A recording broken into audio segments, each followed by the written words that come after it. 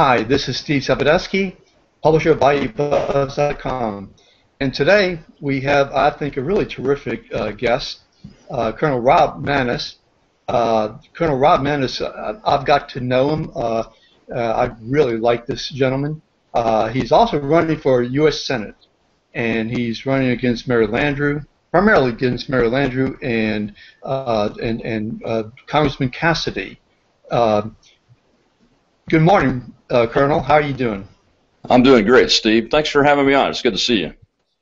Yeah, look, it's my pleasure. And you know, basically what we're going to do today is we're just going to talk about the issues, about yourself, and you know, you and I are going to disagree about some things and agree about some things, and it's going to be fun.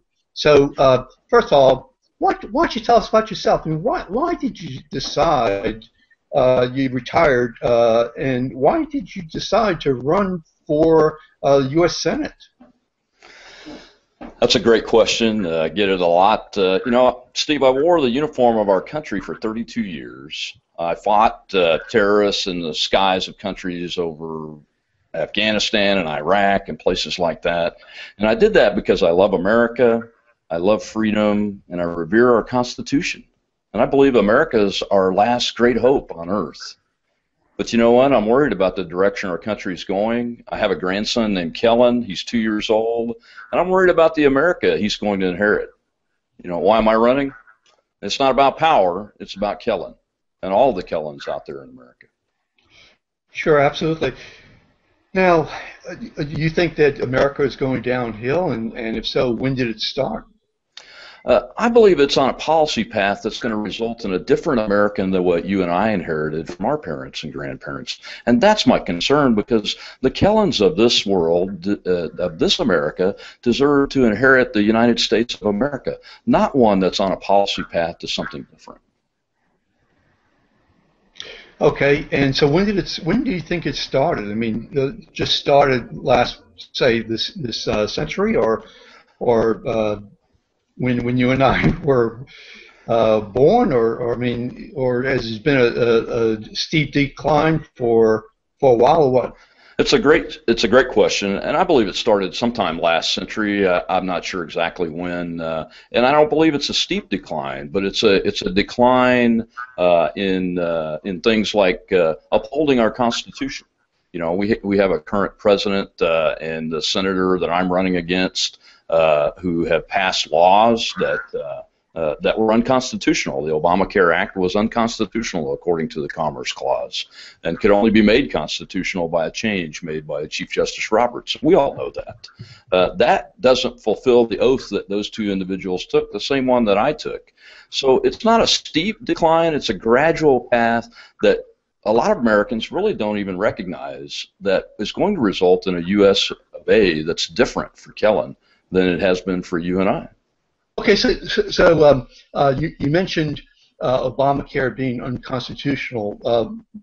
Now, the U.S. Supreme Court disagrees with that, although it's a slight disagreement. So why don't you tell us why you feel like it's unconstitutional?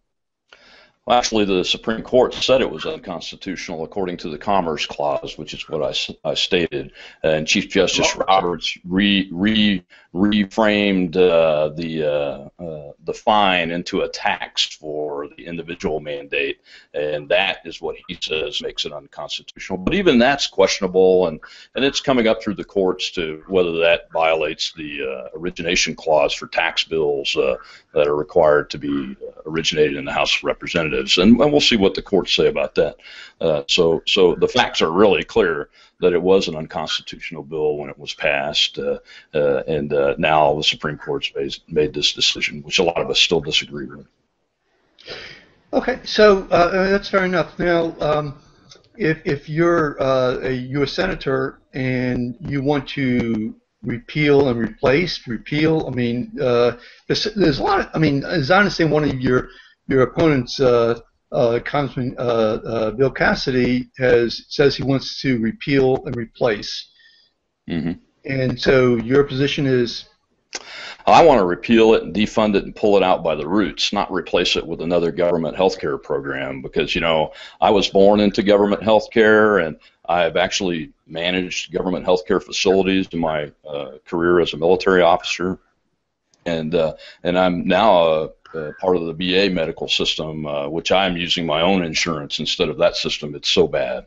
And the VA system is held up by folks such as Senator Bernie Sanders as the model that Obamacare should follow, and that's just, it's atrocious. But the bottom line is that Obamacare is destroying jobs in our state. Steve, I've traveled all around the state, and I talked to small business owners and restaurant owners and frontline oil and gas support company owners and fishermen and those kind of folks all over the state, and they all have the same concerns and the same issues with Obamacare, and that is this: the job market is being destroyed by the law because these small businesses are not creating the jobs they would otherwise because of the new fees and taxes. They can't afford a lot of them, and they're afraid to create new jobs, and they're also starting to prepare for the employer mandate, which we know hasn't been implemented yet, and it's been delayed by the president till after the election, but they're still preparing for that, and they're reducing the number of hours their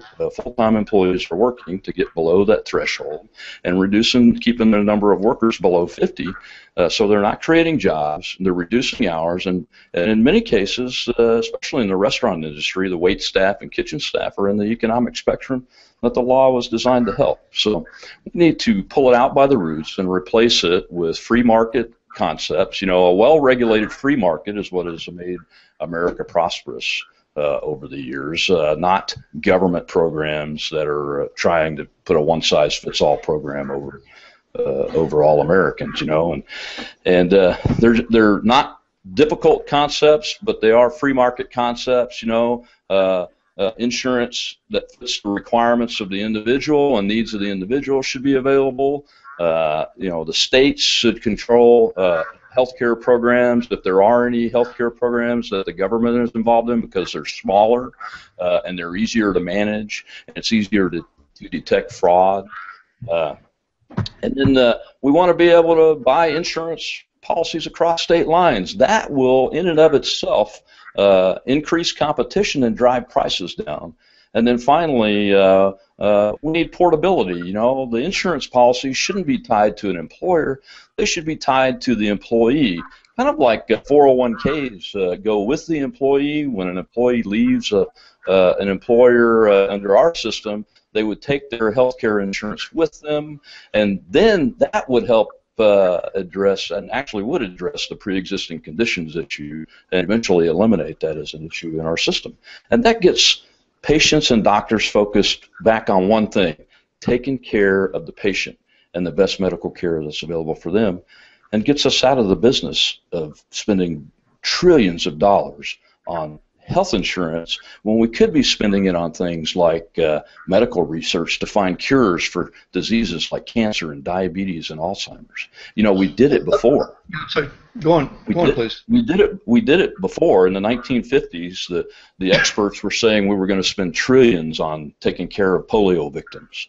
But instead of creating markets that had government price subsidized iron lungs in the millions for the folks that lived through the polio outbreak, we cured it instead, and those dollars, instead of being spent on those iron lungs, were spent on more medical research to help cure diseases, and that's what we should really be focused on.